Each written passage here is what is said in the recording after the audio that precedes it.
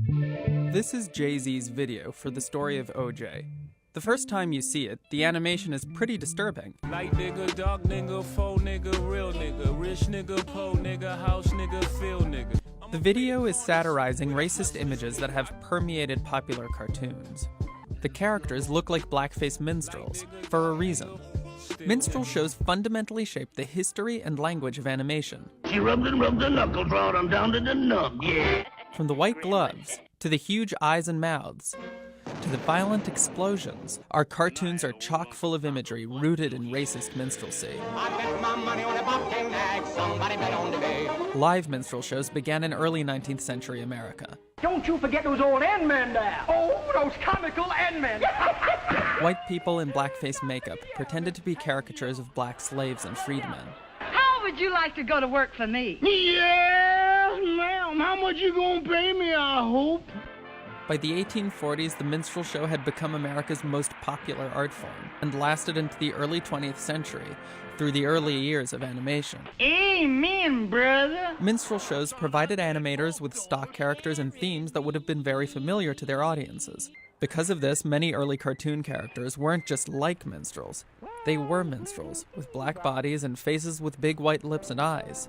And they aped the classic minstrel show, with big opening musical numbers and slapstick send-ups of well-known plays and stories.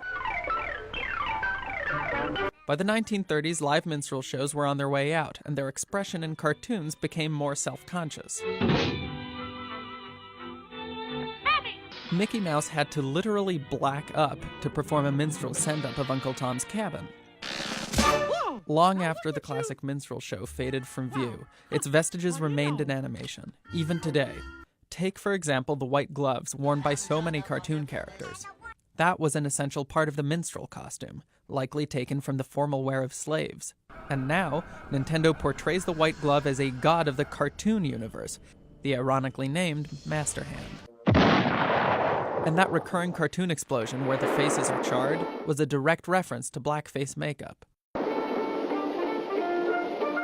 Also, that's a bar of Swanee River playing in the background, a traditional minstrel song.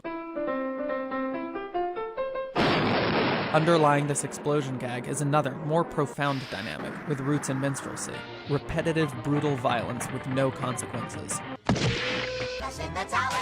The historical American setting for such violence had been plantations, where masters saw no consequences to mercilessly beating and torturing slaves. This violence became a stylized part of minstrel show slapstick, which made its way into vaudeville and animation, and carried forward through 20th century cartoons. I've coming, Master Elmer. Tote that board, lift that bell, yappa, yappa.